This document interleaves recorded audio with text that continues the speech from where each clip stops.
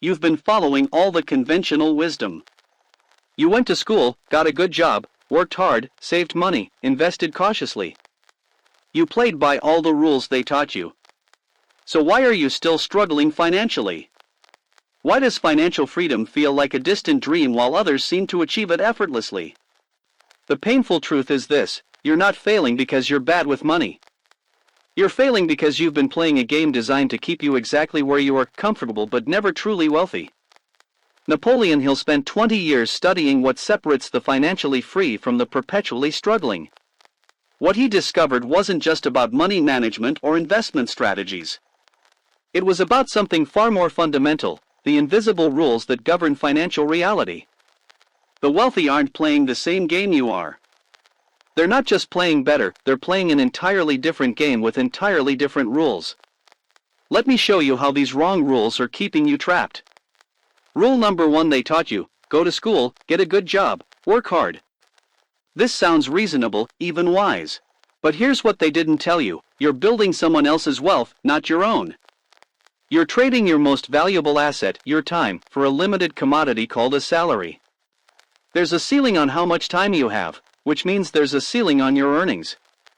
The wealthy understand that true wealth comes not from trading time for money, but from creating systems that generate value independently of their direct time investment. Rule number 2: save money and be frugal. Again, this sounds smart. But while you're clipping coupons and stressing over every dollar, the wealthy are understanding something crucial about money: it's not a static thing to be accumulated, but a dynamic tool to be deployed. Money in a savings account isn't growing, it's actually losing value to inflation. The wealthy use money as energy, constantly moving it, investing it, putting it to work, creating more energy. Your fear of losing money is actually guaranteeing that you'll never create significant wealth. Rule number 3: avoid risk and play it safe. This might be the most damaging rule of all. The financial system wants you to believe that safety is found in predictability, in following the well-worn path. But Hill discovered that the wealthy understand a fundamental truth: there's no such thing as safety, only calculated risk. The real risk isn't in potentially failing, it's in definitely stagnating. While you're playing not to lose, the wealthy are playing to win, understanding that every significant financial breakthrough requires crossing the bridge of uncertainty. Let me introduce you to what Hill called the 3 financial paradigms. Most people operate in paradigm 1, the employee mindset. This is characterized by trading time for money, seeking security, and following instructions. Paradigm 2 is the manager mindset, leveraging other people's time, creating some systems, but still ultimately working within someone else's framework. Paradigm 3 is the wealth creator mindset, designing systems that generate value independently, understanding money as energy, and playing an infinite game rather than a finite one. The problem isn't that you're not working hard enough in your current paradigm. The problem is that you're in the wrong paradigm entirely. You can be the hardest working employee in the world, but you'll never achieve financial freedom because the rules of the employee game prevent it by design. The ceiling is built into the system. Now, let's talk about what Hill identified as the wealth frequency. This isn't some mystical concept, it's a practical understanding of how money actually flows in our economy. Money doesn't flow to need. It doesn't flow to hard work. Money flows to value creation and solutions. When you're focused on making money, you're out of alignment with the wealth frequency. When you're focused on creating value and solving meaningful problems, money flows toward you naturally. This explains why so many people struggle financially despite working incredibly hard. They're working hard at the wrong things. They're following rules designed for a different era and a different game. The wealthy understand that in today's economy, wealth comes not from what you know, but from how you apply what you know to create value for others. Let me share a story about David, a client who came to me feeling completely defeated. He had followed all the rules: college degree, corporate job, 401k, careful budgeting. Yet at 42, he was financially stagnant, watching his dreams slip away. When we examined his situation, we discovered he was playing 3 different games simultaneously and losing at all of them. As an employee, he was playing the time for money game, which has an inherent income ceiling. As an investor, he was playing the safe returns game, which barely beat inflation. As a consumer, he was playing the status and comfort game, which constantly drained his resources. He wasn't failing because he was bad at any of these games, he was failing because he was playing games designed to keep him in the middle class. We helped David shift to an entirely new set of rules. Instead of trading time for money, he began creating intellectual property that could generate revenue while he slept. Instead of seeking safety, he began making calculated bets on his own abilities. Instead of consuming to display status, he began investing in assets that would appreciate over time. Within 18 months, he had multiple income streams and was on track to financial freedom. This brings us to what Hill called the principle of directed purpose. The wealthy don't just have goals, they have a burning purpose that directs all their financial decisions. Most people have financial goals: save X amount, buy a house, retire by Y age. These are fine, but they lack the power of true purpose. When you connect your financial activities to a deeper purpose, creating freedom for your family, making a difference in your community, solving a problem you care about, you tap into a different level of energy and creativity.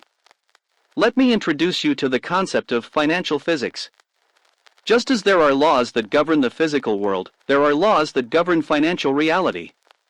The first law of financial physics is the law of value exchange. Money always flows toward value.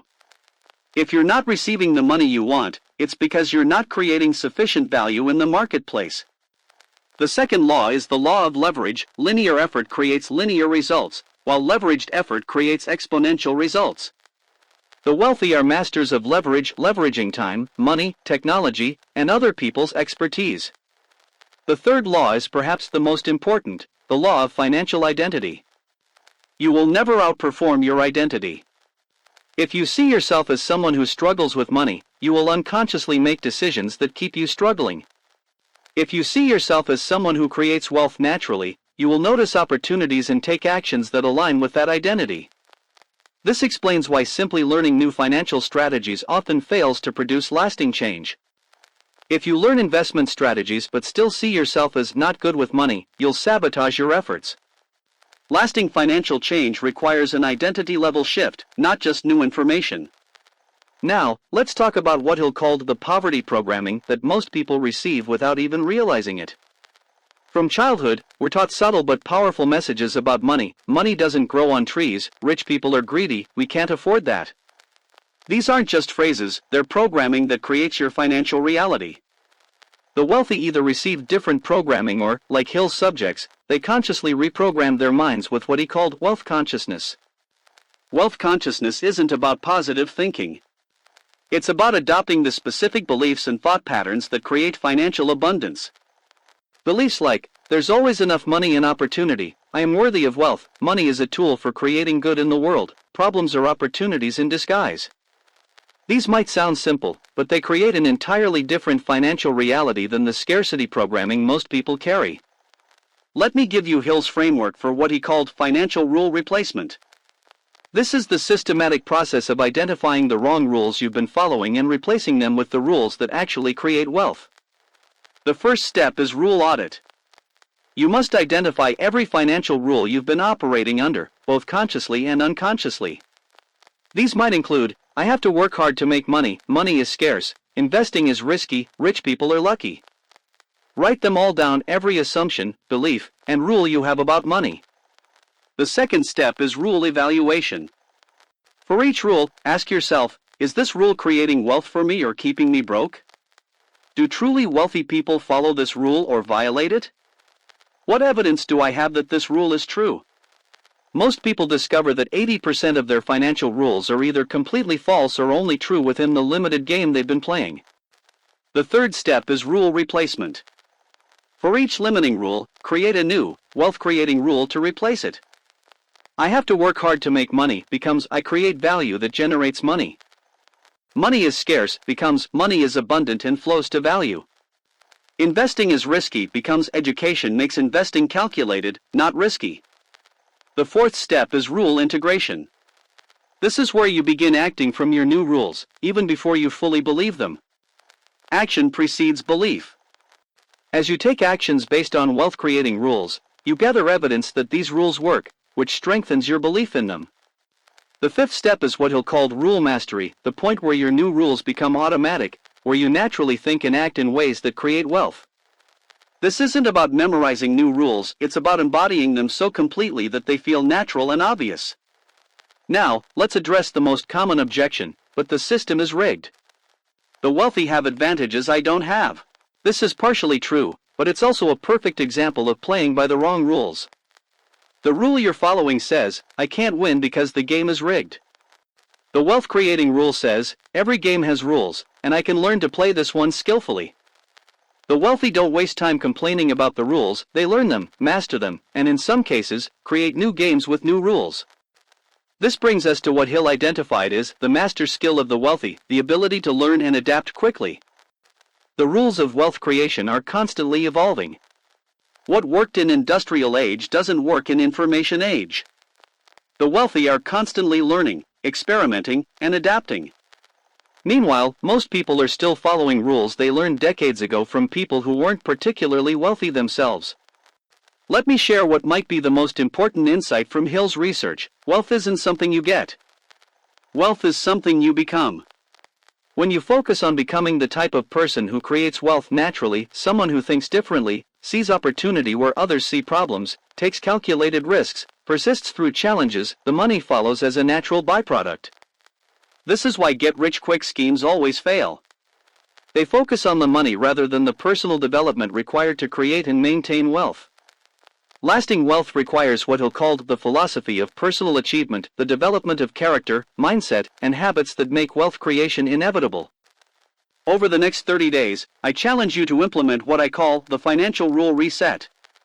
Each day, you'll do 3 things. First, identify one financial rule you've been following that's keeping you broke. Second, replace it with a wealth-creating rule from someone who's actually achieved what you want. Third, take one action based on your new rule, no matter how small. What you'll discover is what Hill described as the Great Financial Awakening. The reason you've struggled financially isn't personal failure. It's rule failure. You've been playing the wrong game with the wrong rules. When you change the rules you're playing by, you change your financial destiny. The wealthy aren't magical beings with special powers. They're people who discovered that financial freedom comes not from following conventional wisdom, but from understanding and applying the actual rules that govern wealth creation. These rules are available to anyone willing to question their assumptions, think differently, and take purposeful action. Your financial breakthrough won't come from working harder within the old rules. It will come from recognizing that you've been in the wrong game entirely and having the courage to step into a new game with new rules. The path to wealth isn't about finding a better way to play the employee game, it's about graduating to the wealth creator game. The choice is yours: continue playing by rules designed to keep you comfortably broke, or learn the rules that create true financial freedom. The wealthy have been waiting for you to discover the secret. Welcome to the real game of wealth creation.